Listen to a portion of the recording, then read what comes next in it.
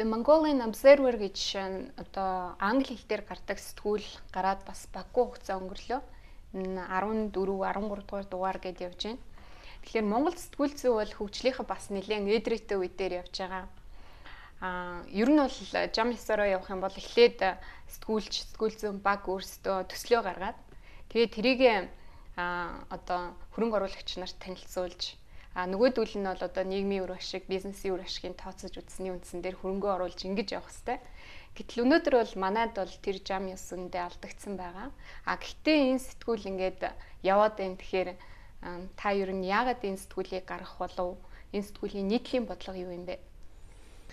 Би анх 91 онд Монгол элч буюу Mongolian Messenger гэдэг соныг бол англи хэл дээр анх гаргаж ирсэн. Түүнээс хойш 25 жил өнгөрсөн. Гэтэл тэр энэ хугацаанд бол бидэрт маш олон сэтгүүлүүд гарсан. Гэтэл гаднаас англи сэтгүүл авчраад Монгол руу орчуулад монголчуудад танилцуулдаг болохоос биш. Бид нар бол одоо гадаад ертөнцийнтэй хангалттай мэдээлэлтэй болсон. Гэтэл өнөөдөр бид нар монголчууд маань Монголын төр засаг маань гаднаас хөрөнгө оруулъя, Монголдод зуулшдыг татъя гэдэг хэлж байгаа мөртлөө тэд нар Монголд очиод юу хүлээж байгаа, юу үсэх юм, юу идэх юм, ямар хүмүүстэй харьцах гэдэг юм баг мэдээл байхгүй. Үндэ бол байхгүй гэж хэлж болно. Монголын тухай зөв бодиттой ойлголт өгөхийн тулд хэн нэг юм хийх ёстой гэж бодож байгаа. Явандаа энэ бол гайгүй болох. Өнөөдөр танигдж байгаа олон хүмүүс энэ рүү хандж байгаа. Гадаадаас хүртэл одоо энэ сэтгүүл авъя гэж Бээжинд байгаа ихэнх элчингүүд манай сэтгүүлийг захиалж авч байгаа. Тэгвэл зэрэг хэрэгцээ байна гэж ойлголт үүднээс би энэ сэтгүүлийг гаргасан. Энэ бол нэг онцгой зүйл биш л дээ. Байх л ёстой сэтгүүлчтэй хийх ёстой л зүйл. Ямар хэлээр хийх үү, яах уу гэдэг юм л байгаа бах тий.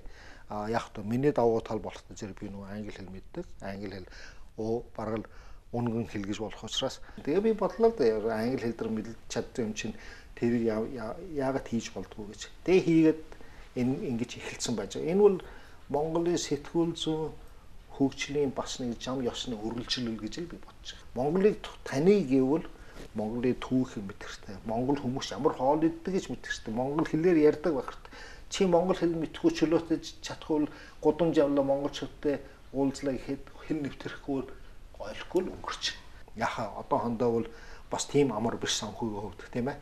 Гэлэгшин хэд тодорхой байгууллагуудаас бас сэтгүүлийг захиалаад аваад явж байгаа учраас өнөөдөр бол ямар ч ашиг хийхгүй зүгээр сэтгүүл Монголыг танилд үнэн бодиттой таниулах үүднээс энийг зориглон хийж байгаа юм аа.